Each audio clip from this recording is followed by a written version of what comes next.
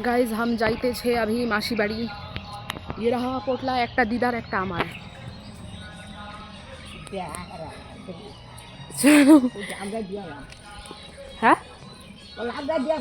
हाँ बैंक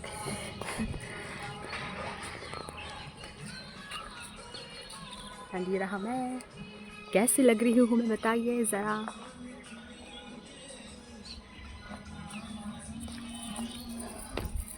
তো বন্ধুরা, আমার দিদা এসেছিল আমাদের বাড়িতে বেড়াতে, আর তারপরে ওইখান থেকে আমার বড় মাসি বাড়ির যাওয়ার ওনার প্ল্যান ছিল। তো আমি নিয়ে যাচ্ছিলাম আমার দিদাকে, যেহেতু দিদা একা একা যেতে পারবে না। আর দেখো, মাসি বাড়ি এসে আমি প্রথমে ব্রেকফাস্ট করে নিয়েছিলাম, মানে মাসি জোর করে খাইয়েছে, কারণ আমি ব্রেকফাস্ট সকালবেলা স্কিপ করে থাকি। দেন ব্রেকফাস্ট করার পর আমার তো আর খেয়ে কোনো কাজ ছিল না। আর ওদের বাড়ির পাশে ছিল এই যে টমেটো গাছ আর চাষের জমি আর কি, আর যেটা দেখতে আমার বেশ ভালো লাগে।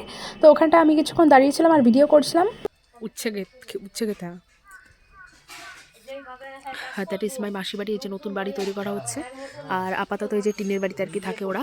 অ্যান্ড এটা হচ্ছে বাড়ি তৈরি করা হচ্ছে আমার মাসির। আর এটা হচ্ছে বাতাবি লেবু গাছ, আর এটা আম গাছ, এটা বাতাবি লেবু গাছ। আমার এই জায়গাটা বেস্ট লাগে, দারুণ লাগে। বিকালবেলা এইসব জায়গায় ঘুরতে অসম লাগে।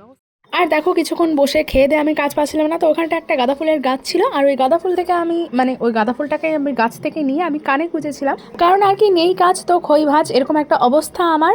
আর ওখানটা গিয়ে আমি বেশ কিছু রিলস বানিয়েছিলাম, অ্যান্ড দেন আমি কিছু ফটোসও নিয়েছিলাম এইভাবেই। আর এই ড্রেসটা আমি নতুন কিনেছি, প্রায় মনে হয় 3 মাস হয়ে গেছে কিনেছি, বাট আমি ইউজই করিনি। এই ফার্স্ট টাইম আমি মাসিবাড়ি আসার উপলক্ষে আমি এটা পরেছি। আর অরেঞ্জ কালার তো আমার একটা ফেভারিট কালার। তো আসার সময় ভাবলাম চলো নতুন জামাটাই পরা যাক, কোনোদিন পরিনি, আজ ফার্স্ট টাইম ট্রাই করা যাক। আর ফার্স্ট টাইম পরে দেখলাম আমাকে বেশ ভালোই মানিয়েছে অরেঞ্জ কালারে। আর তারপর বসে থাকতে থাকতে পাশ দিয়ে আর কি আচার মাখাওয়ালা যাচ্ছিল। দেন আমরা শুনতে পেয়ে আমার দিদির মেয়েরা ছেলেরা সবাই মিলে গিয়েছিলাম এই যে আচার এখান থেকে আনতে। তো সবাই বলছিল আমাকে, মাসি তুমি ট্রিট দাও, তো আমি সবাইকে দিয়েছিলাম কামরাঙ্গা মাখা আর ঝালমুড়ি মাখা নিয়েছিলাম আমরা। আর এখানে যে পুচকে বাচ্চাগুলো ছিল সব হচ্ছে আমার দিদির 2টো ছেলে আর আমার আরেকটা বড় দিদির 2টো মেয়ে এখানে আছে।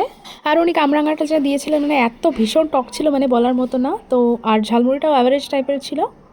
ওই কেটে দিচ্ছে, আমি ওই মাছটা খাবো, ওই তো দেবে যারা। আর সবাই দেখো এখানে বসে বসে গল্প করছিল আর কি, দিদা মাসি ওরা সবাই মিলে, আর কাজও করছিল, কারণ তখন দুপুরে রান্নাবান্না প্রায় শেষ হয়ে গিয়েছিল। আর একটু পরে সবাইকে খাবার দাবার বেড়ে দেওয়া হবে দুপুরে লাঞ্চের জন্য। আর দেখো আমি ভাত নিয়ে বসেও পড়েছিলাম। তো প্রথমে একটা শাক ভাজা ছিল, আমার ঠিক মনে নেই নামটা কি শাক ভাজা ছিল, বাট আমার শাক ফেভারিট, তো আমি নিয়ে নিয়েছিলাম। আর তারপরে ফুলকপি মাছ দিয়ে একটা তরকারি ছিল, এটা আই থিঙ্ক রুই মাছ ছিল। আমি আমার কি বলবো, আমি খেতে বসেছি, আমার নিজেরই মনে নেই, যাই হোক।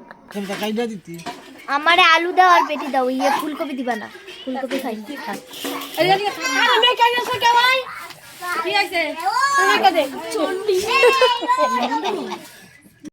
আর আমি এক্সট্রা 2টো কাঁচা লঙ্কা চেয়ে নিয়েছিলাম, বাট ওদের কাঁচা লঙ্কাগুলো পেকে লাল হয়ে গেছে। আর কারণ আমি কাঁচা লঙ্কা খেতে ভালোবাসি নর্মালি ভাতের সঙ্গে, আর আমার দিদির মেয়ে আমার পাতে পাস করছিল হচ্ছে আলু। অ্যান্ড দেন দেখো এখানে চিকেন রান্না করেছিল, চিকেনের সব কিছু দিয়ে ইউজ করা হয়েছিল এই রান্নাটায়। আর এখানটায় ছিল একটুখানি গন্ধরাজ লেবু।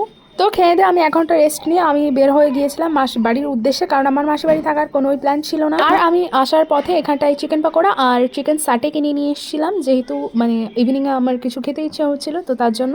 আর তারপর এগুলো খাওয়ার পর একবার আমি ডিনারের ভিডিও করেছিলাম, আর ডিনারে ছিল হচ্ছে মাটন আর এখানটা ছিল রাইস। তো সেদিনের পুরো দিনের খাওয়া দাওয়াটা আমার পুরো জমে গিয়েছিল। তো যাই হোক, এইটুকু ছিল আমার ব্লগ ভিডিও কেমন লেগেছে আমাকে কমেন্টে অবশ্যই জানিও। আর আরও এরকম নতুন নতুন ব্লগ ভিডিও পেতে হলে আমাকে অবশ্যই ফলো করে দিও।